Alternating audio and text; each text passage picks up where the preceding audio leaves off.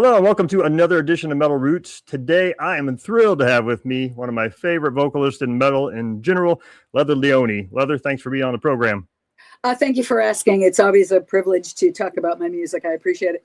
Now, this is a treat, especially for somebody like me that's been listening to you a long time, since I was a teenager. To get to talk to you is really cool. I have you say since 1927. Yeah, exactly. Yeah. So I guess we're going to go way back because I just want people to get to know you a little better as a person. Okay. So just tell me about your childhood. Like, where'd you grow up? Do you have any brothers or sisters? What was your family like? I grew up in upstate New York, Italian Catholic family. I have one brother, really strict. And, I thought there was a man in the sky in a robe that was watching me do everything. I have always been singing because I was the show off. When the teacher would say, who wants to? I will. And then I had a really, really cool teacher, Mary Flick. We had a 10:30 mass at St. Agnes School in Avon, New York, upstate New York, south of Rochester. And we sang like Zeppelin songs, Fleetwood Mac songs. And I got a taste of it then. So that's when I started. I couldn't sing back then, but I knew that I wanted to. That's awesome. That's really cool that they were having you sing that kind of stuff. Yeah.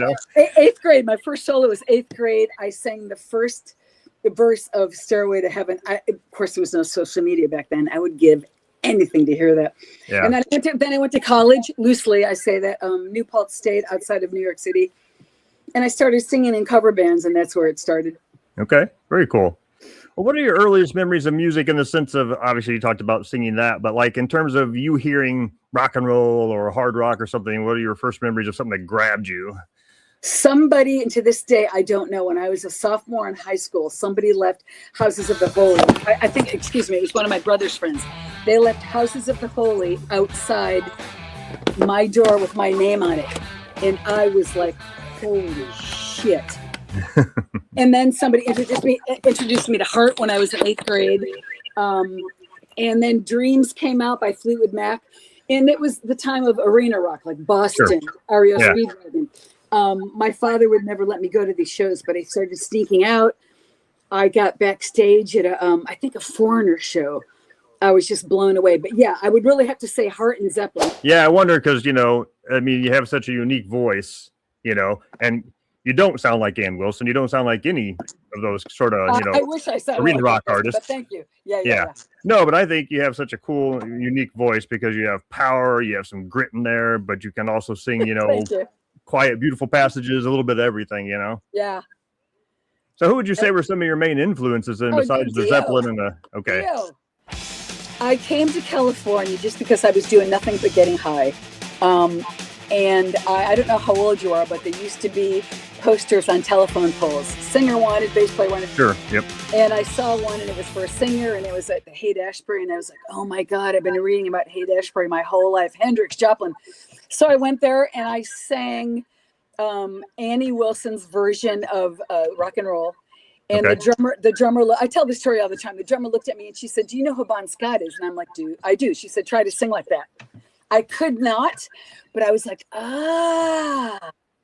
it hit me. And then they introduced me to Dio. And I just, my voice wanted to go there. I just didn't know how to do it at the time. But that just, it just hit my soul when I heard Ronnie. I'm like, that's what I wanted to do. Yeah. Yeah, that's awesome. Yeah, because I think everybody who gets into music, especially like as a career or musician. There's always one. Yeah, there's that aha moment where something clicked. And, like for me, I'm a little younger than you. I'm 57. But for me, it was Kiss. It was like 1977. I'm like 9 years old and I heard Kiss and I'm like, what? You're going, Then I was hooked, And for me, it was always the harder songs of Kiss, the God of Thunders and Detroit Rock Cities and that stuff. Just loved Gun. That stuff just grabbed me. And it's like, so then I was like, what else is out there like this? It's gotta be more. No kidding. Same here. And it was a totally different world to me. Of course, I moved to the Bay Area in '82, and that was just the plethora of music. It was Testament, Metallica, all these people before they got signed. And I was right there with them. So, and they were all dudes. So it was a real learning experience for me. You talk about what I was exposed to, Annie Wilson, Stevie Nicks, Lovin'. But when I heard these dudes, I was like, I got to do that. I have to have their power. that was my whole goal, to have that power. And that's the thing I think is, a fan in '82, because that's when metal was really, like you say, just exploding. Yeah. That's when Iron Maiden was breaking in America with Number of the Beast and just everything. And you know, I wanted nothing more than to go spend a couple weeks in California, as you know, but I was like 14. That wasn't going to happen. But it was crazy. It was crazy here. Now that I think back, and you know, a lot of young people talk to me, and it was like I was there. I don't really think about it, but it was like, yeah, it was really like that. You could play in a club every weekend. You got paid. Everybody was it was a great time. It was a great time. Oh yeah. Well, like you talk about, obviously, when you were with Chastain, you guys were on Shrapnel Records, and you and I were talking about that off camera. But when Shrapnel was coming out with all those guitar gods that were coming out on Shrapnel and these shredders and so many bands. Yeah. Yeah. And I still talk to Mike Varney. Mike Varney still helps me out whenever he can. And when I met him, it was Rude Girl time, and he wanted to sign us. And then CBS came along, and I'm like, love you, but I got to go. But I just became friends with him and his wife, Kathy. I mean, I talked to him every night. And he just really, you know, we just really became good friends. Yeah, that's the thing. I think people who kind of maybe missed out on that by a few years, it's like, you don't know what it was like when, you know, we had Metal Blade was a new label and Shrapnel was a new label, and there was just all this music. And there was such a hunger, and so the talent was insane. It was everywhere. But I don't think we realized that it was his talent. We were just doing it, you know? Yeah. Now, I'm trying to remember, was Wild Dogs on Shrapnel? I'm sorry, I don't know the band, so I wouldn't know. The funny thing is Dean Castronova, who now, you know, plays drums and sings backup for Journey and stuff. He was in Wild Dogs. Really? So we're talking full on leather studs, spikes, kind of heavy metal, and it's like I don't think a lot of people know. I'm sure Varney probably found him a gig somewhere. Yeah. Yeah. So it's cool to see those connections that everybody has back to that scene, you know. Yeah, Varney's connected to everybody, freaking everybody. Yeah. I think that was kind of like our England, if you will, because you think about England in the 70s, your Deep Purples and White Snakes and just all the connections all those bands had, and Dio and Sabbath and just all the connections. All the music was birthed out of that smaller country, really, but then we had sort of our microcosm of it in like LA and San Francisco. Oh my gosh. Yeah. Small family. It's a small family. Yeah. Everybody's connected somewhere. Yeah. Well, you talked about Houses of Holy, getting that record, somebody left it for you, but you remember like the first thing you went out and kind of bought with your own money? The Rolling Stones thing that had the pants on it. Oh, the sticky fingers or whatever. Oh, and my mother was just appalled. Yeah. Well, again, I went to very strict Catholic. I was brought up. Went to a Catholic school. Sister. Oh God, I can't even think of her name. We would have a recess. She used to play Honky Tonk Woman and let us dance to it. So I always ran into the cool people, you know. I would say, yeah, that's not what I would expect. Yeah. No, it was so bizarre. Yeah, it was so bizarre. Well, you know, because I grew up in church, and it was like all the music I was listening to, I was told was, you know, devil music and this and that. Yeah. Well, what was the first concert you saw? We talked about Zeppelin and these bands, but do you remember one of the first concerts you're like, I'm going to spend my own money and go see so and so tonight? The Osmond Brothers. Well, there you go. 8th grade. I'll start somewhere. Which was what, 72? Oh my God. I was a typical Donny Osmond all over my wall. I think I actually probably started singing because of Donny Osmond. And it's so funny. I never met him. If I ever meet him, I'll let him know.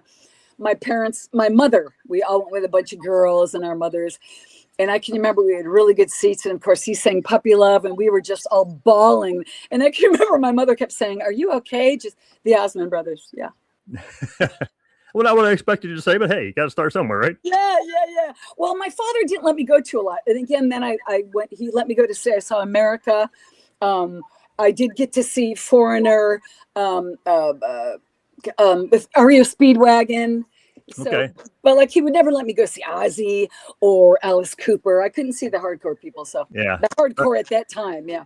Well, funny little story. You mentioned REO. So for some of the people watching, they'll know this because they're my friends locally, but the guitar player, Gary Richrath, is from a town 10 minutes from here. So is he really? Yeah. You can't tune a piano, but you can tune a fish. Oh, that's my right. God. Yep. Yeah. Yeah, well, because he joined REO, they were a band that was kind of birthed out of University of Illinois. They were college students there. Yeah. And so Gary used to make the trek to U of I to watch them play and everything, and then he got the gig with them. So. And you're also making me think he let me go see. Not that he let me. I was maybe a sophomore. I went to see Blue Oyster Cult, and of course back then it was different. You could sneak in everywhere. Rochester War Memorial, and I got in for their sound check. I saw that freaking sound check. I was like, I'm in. I'm like, this is what I have to do. You know how it just goes through your body? Yep. Yeah, that made a big impression on me. Yeah, 1974. Yeah. Okay. Yeah. You know, back then you could do anything. I was on buses. I was backstage. It was a different time. It was a different time. Yeah, I kind of missed out on it a little bit because, like I say, I was just a little younger than you, so I was more like in the mid '80s is when I started going to concerts. Oh yeah. And you're making me think. I think it was for one of these big bands. I was backstage and I got side stage, and I can just remember looking at these guys going, "Oh my God, I have to do this." And there was some wife or some girlfriend that was pregnant there, and she's like, "No, you don't want to do this." She's like, "It'll stop you from having a family." And I'm like, "I'm okay." Yeah, I'm okay. Yeah. Well, I guess that's, since you brought that up, that's a question I wondered. Have you been married? Ever been married? Any kids? No, okay. No, okay. I wasn't sure. I didn't think so, but I wasn't sure. No, never been of an interest to me. It didn't even have anything to do with music. It's just I don't have that gene. Yeah. Sure. No, that's okay. Yeah. Does make it easier, I think, with the with the career. Yeah. So when you started to get into music, I guess, when did you go from being a fan to like, okay, I'm going to pursue this and get in a band? And what time was that?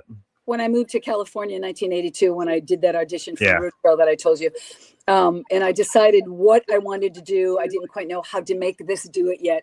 So we rehearsed in a studio in this basement probably for 7-8 months. And then we went out as a different band. I think it was Heroin. We started playing these little crazy places as Heroin. And then when Rude Girl came about, and again, the 80s were a different time. Yeah. All the press, and I was dealing with Sandy Pearlman and all the Sabbath people. I just said, I'm going to try to do this. But I kind of didn't think about it. I was just doing it, Sure.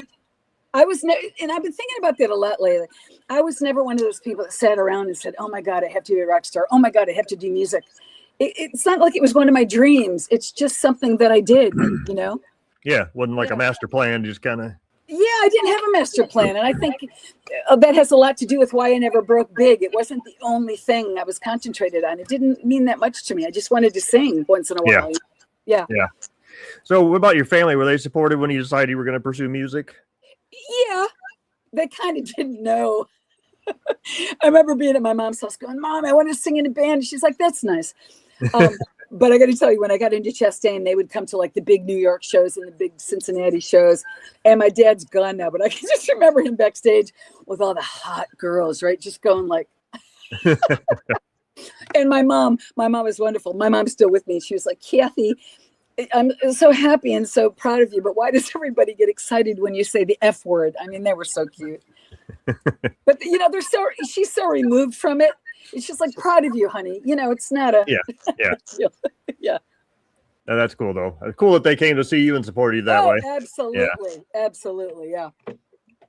So besides, I mean, was Rude Girl, any bands before Rude Girl? Or was that the first thing you did? No, that was it. Yeah. Okay. That was it. So it was just Rude Girl, then straight to Chastain. Straight to Chastain. Yeah. Okay.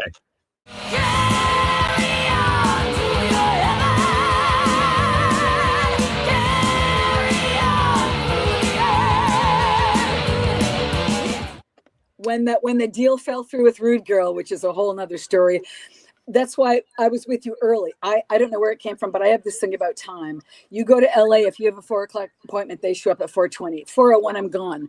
Yeah. So we were supposed to sign this deal with CBS, and I was there. 20 minutes later, the band wasn't there. I walked out and I called up Varney and I said, I'm done.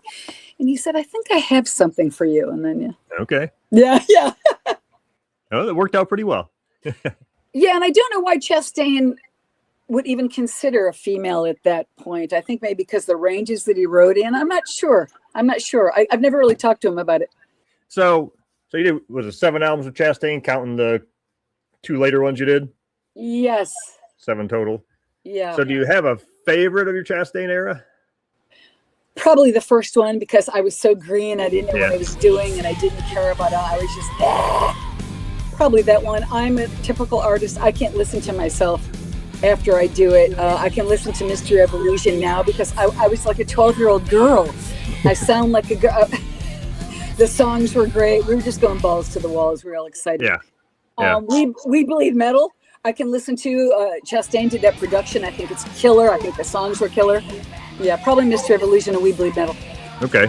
Oh, the Ruler. I don't know. Ruler was really good record. For me, I think as a fan, Ruler of the Wasteland, probably my favorite. And as I've said before, after that, the production started getting too clean for me. Voice of the Cult, For Those Who Dare. It was just too clean and too processed. I didn't like it. Last thing too, I think we were talking about the early '80s. It was like you said, you just went in there all guns blazing, and you just recorded and it was 2-inch tape. There's nothing like the sound of that freaking digital stuff, right? Where they would have to punch it in. And I didn't know what I was doing, man. I think there's a beauty to that. Sure. Even today, when I do demos and you kind of don't know what you're doing, I think I sound my best. And then you go and record and you're like, yeah. Well, I think today, especially, so much stuff is overproduced. I mean, oh God, I'm not going to play. I'm not going to complain about crisp, clear production, but when it's overproduced to the point of like sometimes the life is sucked out of it, and and I had that when I was in Studio Hertz and with Vinny all the time. They would run it through this freaking machine. I'm blessed, thank you, Dio. 97% of the time I sing in key, but there would be one word that was like 1/26th off. I'm like, leave it alone. We don't sing like that. We aren't machines. So it really bothers. It really bothers me. Yeah. Well, you think about a lot of those 70s albums, probably even some of the 80s ones, but nobody recorded to a click track back then. Beautiful. So a lot of those albums, there was, they kind of ebb and flow. And if you Hendrix records, they went in and out of key. It was beautiful. It was beautiful. And that was also another thing in the 80s. You would listen to these records and then you would go see these vocalists. They didn't sound anything like that. My goal was to sound like this freaking records. Yeah. I worked so hard at that. Yeah. Well, I never got a chance to see you live, but obviously through the beauty of YouTube, I've watched a lot of clips of you live. So, I know you just played in Houston at Hell's Heroes like a month ago. Yeah, my buddy was there front row, so he was sending me some video clips. That was great because I don't play in the States that much, and even at the festival circuit, it was great. Sick crowd. Well, Texas has always been sick. I played Texas in the '80s. They're just a breed of people. Yeah. They're like the Europeans. It was great. Sure. It was a great show. Well, let's talk about music in general. I think we've kind of covered this music in general, but what has it meant to you throughout your life besides the energy and whatever music gives you? But kind of what has it meant to you? I don't, I think it's just part of who I am, because when I was gone for a while and I'm thinking about stepping back again, it's just really who you are, and everyone thinks that they want to do it. I don't think it's in everybody. I always tell young people when they talk to me, it's like go into studios, learn to write something. You have to find out if it's really a part of you, because the hour you will see on stage is not what it's about. So I think it's just something that's really, really inside of you. Even as a young person, when I couldn't sing and I would sing these stupid songs at school, it just, it resonated. I think it's just really part of your blood, Sure. Yep. And I think that's part that's hard to explain. You have to find out if it is. And if it's not, that's cool. I think I don't think you can do it to be famous. I think you have to do it because you breathe it, Right. Exactly. So in terms of lyrics and, still creating music to this day after 40 plus years, where do you find your inspiration to kind of come up with lyrics? Mother Nature. I love Mother Nature. I'll just go outside, have a glass of wine, and also I think of Ronnie a lot. I like that whole genre of him, of a typical Catholic, heaven and hell, good and evil. And Chastain wrote like that too, Armageddon. Sure. I just let it rip, Now, as an older person, you think about your relationships with people, but you put them into more of like a mythological terminology. I mean, I get lyrics all the time. Yeah, they just come. Yeah. So you mentioned, that you don't play that much in the States. So where are some of the favorite places you've played, or certain countries that seem to be like a hotbed for you, or places you enjoy playing? I'm in Brazil all the time because they want me. Yeah. Brazil is like in Europe. I mean, Germany, the Europeans. It's just people live and breathe it there. It's just different. I remember Dio. He did that one interview when he said America became the land of American Idol, and it's true. But I'm just not that in demand here. I would love to play here, but Brazil, South America is sick. Yeah. I mean, there's girls the bullet belts, and they have the blonde streak. And I mean, these were women that were born years before Angel of Mercy was even written. Right. Yeah, it's really special. I was going to ask you, because I thought it was really cool when Hammerfall put out the album where they did all the covers, and they covered Angel of Mercy. Yeah, they did a good job. And a lot of people thought that was the original. So I thought it was funny. Yeah. And I wondered if you saw just like an uptick in maybe some interest because of that, them doing that cover, I actually didn't know till years later. Oh, really? Okay. Yeah. I think it's real. I listened to it actually recently. I think it's really great. And I also just found out that somebody else did Ruler of the Wasteland. It's not Power Wolf, but it has wolf in it. But I mean, come on, it's a compliment.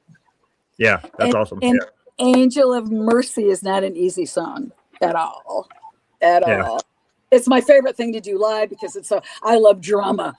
It's so, the dynamics, and it's just a great song. Yeah, well, I asked you earlier about like your favorite Chastain album, but do you have a favorite song overall? Yeah, Angel of Mercy, always to play live. Right. Okay. the dynamics. And again, I allow any guitar player that I'm working with at that time to just take it away. They go off in the center. Yeah. Yeah. And everybody, it's a song that Chastain wrote that just really stuck with everybody. And of course, it's written about suicide. It's not this big old heaven thing. It's just a really good song. Yeah. Yeah, I agree. But do you have a favorite gig overall? You talked about Brazil, but it's just one gig that stands out as like, just something special about it? No, they're all great. But anytime I get to play, but I can remember 89 New Year's Eve, Dayton Arena, which I think recently closed. I opened for Kiss. It was sick.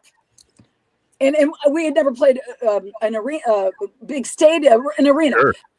18, of course, the maximum amount of people weren't there. I think there were like 20,000. And I just went out, dude, and I started crying like a baby. Like, I knew you'd be here, because those are our people. And Paul had given me all these instructions of what not to do. I did them all. I broke through all his barriers. Yeah, it was really big time for me. Yeah, it was. I never knew that story, so that's really cool to hear. You got to yeah. Kiss. He was so pissed. Of course, Gene was laughing. Gene is so cool, but Paul was pissed. Yeah. Didn't want you stealing her thunder, right?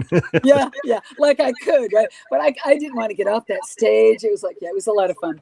Yeah. Oh, I can imagine. Yeah, that's something I've never experienced. I couldn't imagine just, walking out and going, man, there's like 20,000 people staring at me. I can't imagine people that are blessed enough to do that all the time, why you would ever want to walk away. Yeah. I mean, it's just sick.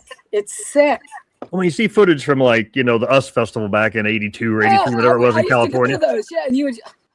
And it's just, you couldn't see the end of the people. It just went all the way back to the mountains. Yeah. It was like, oh my gosh. Yeah, just insane. You can, and they'll do whatever you want. Yeah. Well, it's like, I've never been to Wacken. Have you ever played Wacken in Germany? No, I've been trying to play Wacken for 120 years, but no. I can't believe they haven't had you there. But no. Chastain turned it down because we were on the side stage. But no, I haven't. What is that, like 80,000 people? Yeah, it only gets like 80, 85,000, something like that. I would play on the corner, dude. Well, Germany. Yeah. Come on, Germany is amazing. I played Kit 3 times. Sick. Yeah, I hear that from a lot of people because I think almost everybody I've interviewed, it seems like, has played Kit at some point. Yeah, and Kit is now, I played it last year. It's now at a bigger and better place. Oh, it's an amazing show now. Yeah. So what do you think makes the metal community unique? I mean, I think, to me, I think there's something different about metal and metal fans in general and just the whole community we've created. But what do you think about it? I think it's incredible that of course, it goes in waves like everything else. I think it's incredible that it's such a big movement. And like I look at people like Doro and Sanctuary, all these people that I know, and they have huge followings. But then I don't know why it's not as big as pop. I guess is my thing. Right. Which is probably a good thing. But I guess we don't want it to be that worldwide. Yeah, I don't know. It's a special group of people, but it's still small. It's small. It's not like pop, but. That's what always amazes me. Like, how did Sabbath and Dio not sell as much and be as big as Taylor Swift? Because it's too much for the masses. Right. Too much for the masses. So that's okay. We are unique in that aspect, So it's cool to be the underdog. I've always been the underdog in a world of underdogs. So it's cool. Sure, exactly. But I think that's part of it. I think that's part of it. Is like you said. I think if metal got as popular as Taylor Swift, then it would probably kind of maybe lose some of what makes it unique, right? Yeah. I mean, we have this. And passion I just actually saw an interview with Ronnie that I had missed, and he was talking about how he was never thrilled about Holy Diver, the song, because he thought it was way too poppy and was afraid what it would do to radio. And it was huge, but not Taylor Swift huge. Yeah, I think it's the masses of people. It'll never, the masses of people like Taylor Swift, and they don't like we are the show. It's okay. It's like we're just underground. Yeah. Well, and I think about this all the time. Like, I mean, here I am, like I say, 40 plus years later from your first Chastain album, and I'm talking to you about that, But I mean, I'm not trying to be rude or anything when I say this, but I think half of these pop stars that are out now, 40 years from now, no one's going to be talking about them. It's just a flash in the pan. Like you say, we've created this American Idol voice kind of culture where it's like, who's the hot thing? I can't even tell you who was on American Idol last year. Who won it? I can't remember. I don't. I know Taylor. I only know Taylor Swift because I have this thing that I do. Every few months, I go like on a big pop star site and I make some comment to poke the bear. Yeah. Oh my God, the Swift. It was when she came out with her new relationship with the football player, and I said, "Who the cares?" The Swifties by the thousands attacked me. The traffic I got on my page, the traffic I got was amazing. Well, I think, like I say, 50 years later, we're still talking about Zeppelin, the Yeah, Rolling yeah. Stones, Heart, Foreigner, you name it, Kiss, whatever. We're still talking about those bands. We'll be talking about them. You're right. Yeah, yeah. Yeah, but I just think most of the pop stars. And I actually really like pop music, but it's so homogenized now. Yeah. And now I just saw AI. You can go to AI and they have 5 songs that they'll help you write. You, man. Yeah, yeah. Yeah. It's scary. Well, you bring up a good question because you've been through a lot of changes in the industry. So, yeah, I guess what do you see as some of the challenges musicians face nowadays? Well, it pisses me off because to me, it's hard to write a song. It takes a lot. And if I can go to AI and press, Chastain is really into AI now. He's redoing all these old pictures. And he redid a Chastain song like with a big orchestra. And he sent it to me. It scares me. Yeah. It makes me think the true talent is going to be pushed aside. I don't know. I think we'll be gone in time. I don't think we'll see the Terminator, which I believe is going to happen. Yeah. But anything that's easy, because again, what I do is not easy to me, so it pisses me off. Sure. That there's a side story. Here, do this. You. Yeah. Yeah. No, I agree. It's just I've heard some stuff from it that I'm kind of amazed. I'm like, well, yeah, it's actually amazing. Sounds good, you know. I actually had a band that will remain nameless, but they wanted me to do work with it, and they sent me a version of the song AI, and I'm like, here's your it's perfect. Here's your song, dude. Yeah. It reminds me of the time I live here in town by the record plant where everybody used to go. And I met the woman that used to do Whitney Houston's basic melodies for her. Okay. And I would be in there listening. It's like, here's the song. You don't need Whitney Houston. So some people are just really that talented. But yeah, it really bothers me. And again, I think there's something about having that, sweat equity, if you will, in something that you created from scratch. It doesn't come easy to me. None of this is easy to me. Yeah. Lyrics, songs, performing. So it pisses me off that someone can press a button and make it look like they put in years, Yeah. Here's a fun one for you. So if you could collaborate with any musician, any time period, who would it Dio. be? I wonder if you'd say that. Dio, yeah. Yeah, I'd be terrified to do that, but Dio, I mean, any of the greats. I would love to do something with Dick Asana, with Tate. I mean, anybody that's done it. Robert Plant. I mean, I would love to do anything. Yeah.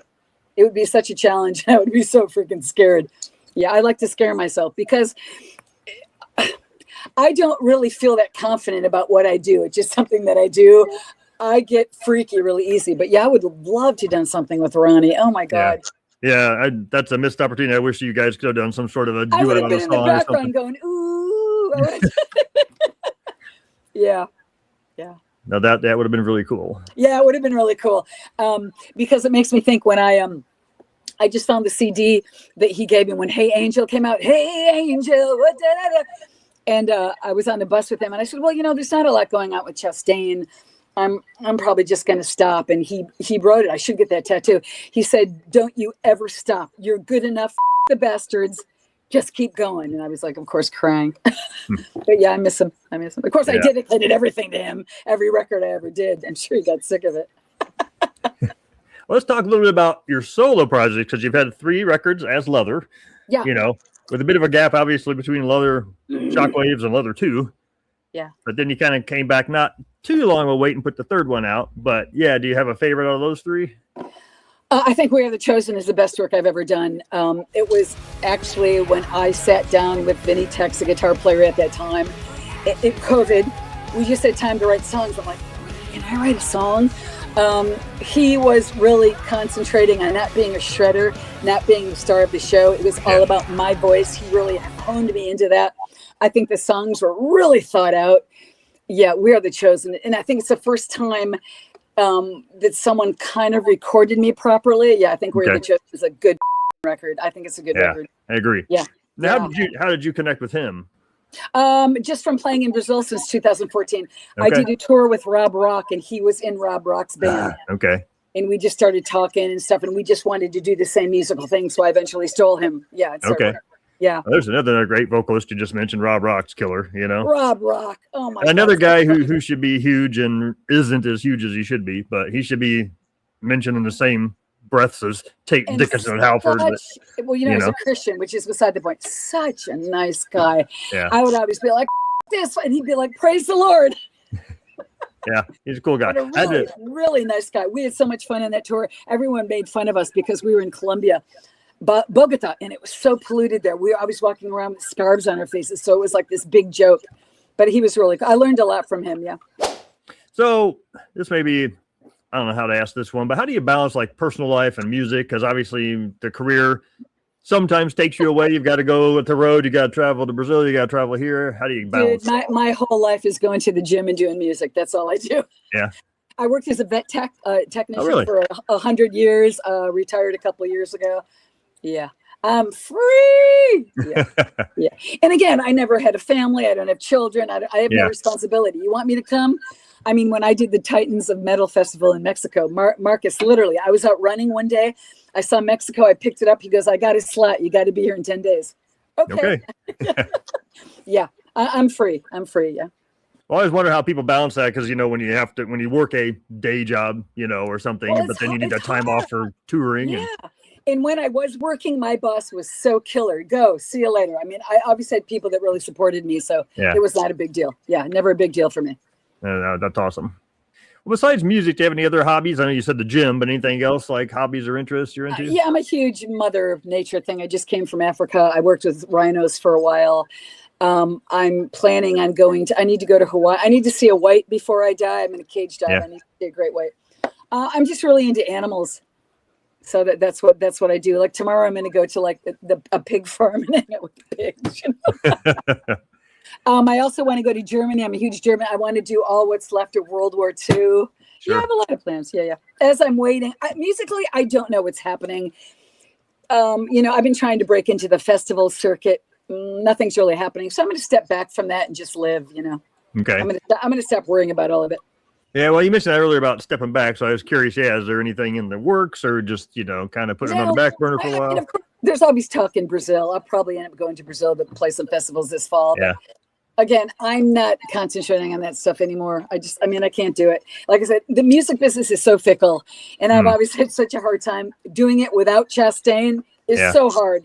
It's like, Leather, you're great. Call me when Dave's back in. So yeah, I just wait and see what happens. I think the music business was always challenging, but man, it's really challenging nowadays. Just, well, you and I were talking about the social media thing before we hit record, and you know, because you got to do it all yourself unless you're of that level where you can pay someone to do it. Even when I do the record, NSPV, you do it all and hand it to them.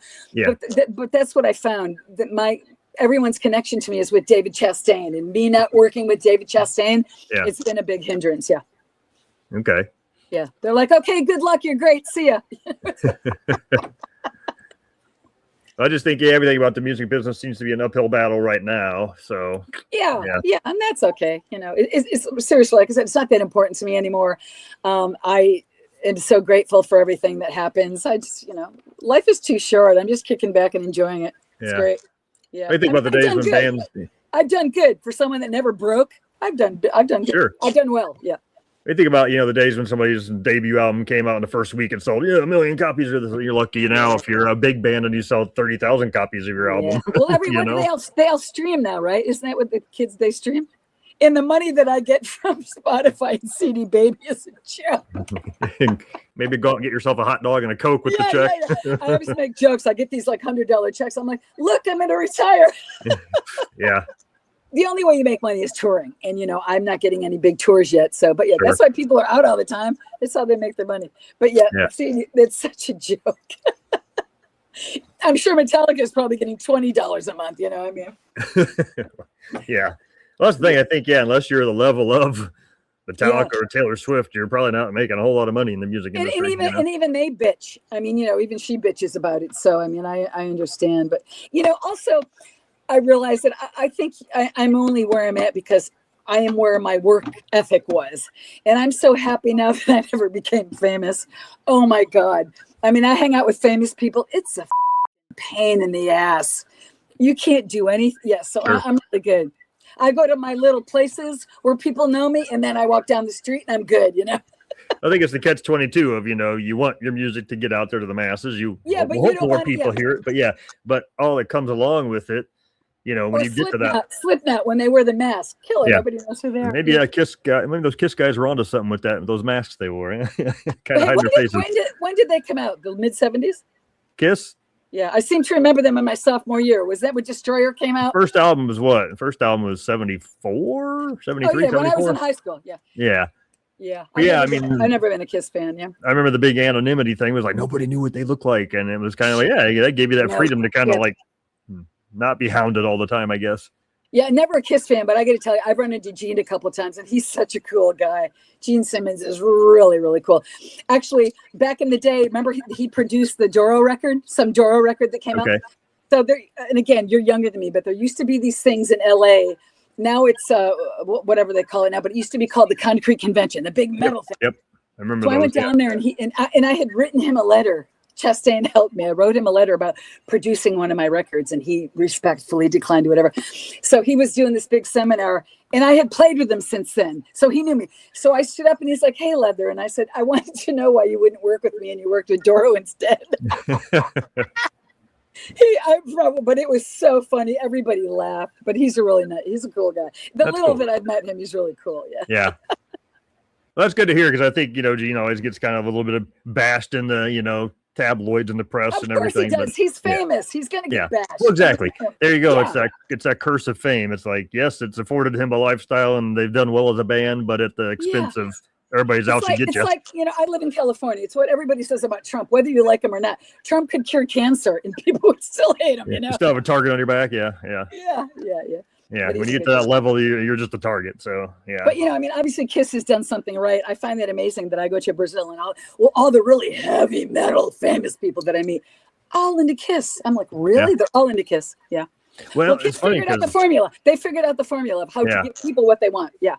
Well, almost every band person that I've interviewed, on this podcast, I mean, I'd say out of the, whatever it's been, 17, 14, well, I'd say 90% of them have grown up and saying, "Oh yeah, Kiss was the first band," or "Kiss was an influence." Yeah. And it's funny to me because Kiss was never like, shredding guitar players. No. But the amount of these shredders that list, Ace as an influence and stuff, and I think it's just because what he was doing at the time was so different. Well, they found out the simplicity. It was what sold. Simplicity. Talking about girls. I mean, that was it, man.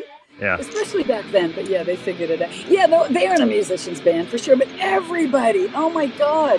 I mean, I know some hardcore extreme metal bands in Brazil, and they're all like, I'm like, what? Yeah. It's funny. Yeah. They figured it out. Yeah. It's like, I mean, you've got, your Kisses and your kind of basic hard rock bands, and you've got your Dream Theaters that I can't even imagine how to play that stuff, but I like them both. Yeah, I know Dream Theater. Well, those are musician bands, right? Yeah. Musicians bands. Yeah. I've always tried to do like in between. I get these shredding guitar players and then try to vocally. Yeah. I don't really have a plan. I just write. I don't know. No, it's worked so far. Yeah. It's been okay. Well, is there anything, Leather, you want to say right now to the fans or anybody watching, or anything you want to promote? As always, to everyone who has supported me for 100 years, thank you so much. I appreciate it because my career goes like this. Sure. Leatherleone.com. Stay in tune. Everything that I'm doing will be there always. Awesome. Well, if you don't mind hanging for just a little bit, Leather, I'm going to sign off on the recording here. Okay. So we will see you on the next Metal Roots, and thanks for watching. And Leather, it's been awesome. Thank you. Love and Dio. Ciao.